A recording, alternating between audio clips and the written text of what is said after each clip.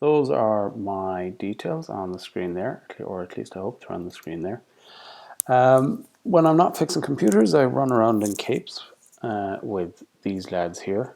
I sometimes fix computers, turn stuff on and off with that lad there occasionally, and I stand around in corners looking serious. Sometimes not so serious. Tonight I just want a quick run through about how to create a CSV file. A CSV file is really, really important, so have your phone handy. Take pictures if you need to, and you're more than welcome to have this presentation. Now, what a CSV file in a nutshell is a spreadsheet with your students' details on it. And we're going to use tiny little code that will automatically create an email address. And the code starts like this. First of all, you pick the cell you want. So in this case, it's C. We go, this cell is equal to lowercase, open bracket, everything in column A and everything in column B, and because it's an email address, we want to create some text. So the easiest way to create text is ampersand and open brackets. I'm going to put in the number 18 simply because this group of email addresses is for students that joined the school in 2018.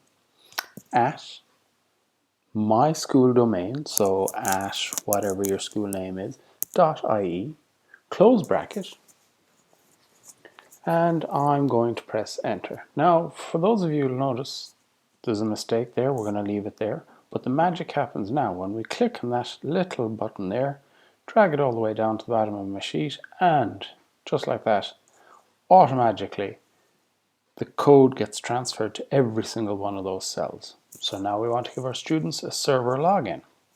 Same idea. We need to decide on whatever naming convention we're going to use.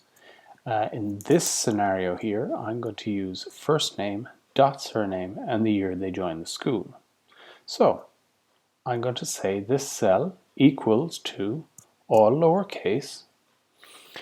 Instead of going full name, I'm going to go first name dot surname. So I'm going to go column A and open up inverted commas, put in a full stop, close inverted commas, and everything in column B, and open up inverted commas, the number 18 because I just want that written, inverted commas, and then close my bracket, and there it is. Now the magic happens when I hold that corner button, drag it all the way down to the bottom, and just like that, my code gets transferred to every single cell below it. Now we need to create passwords. Passwords, same idea. In this particular scenario, we're going to give everybody the same password. So in this case, I'm going to go for password 75. I'm going to click the button, drag it all the way to the bottom. What's going to happen? Okay, it's not the same all the way down. It's in ascending order because the computer thinks it's smart. But if I go Control D, or if you're using a Mac, Command D, it'll copy that first cell. Reset password is a nice option to use if you're giving this sheet to your vendor and you want to tell your vendor to reset the passwords of every single one of these students, but wait till they log in. So they log in using password 75 and then they'll go, time to reset your password. So now we'll fix the mistake. You'll notice there that there's a few mistakes. Now if you have 800 students, that's going to be an awful lot of corrections. But go to the first cell, find where your mistake is. See, there's an extra bracket where there doesn't need to be one. So I'm going to kill the bracket before the inverted commas, and then I'm going to press enter. That fixes my top cell. Then I'm going to drag it all the way down to the bottom. It takes that brand new code, transfers it onto all the addresses all the way down to the bottom. Now there's a difference between email address and server login. So we want to put in a full stop just to keep everything on and even, just to keep everything the same.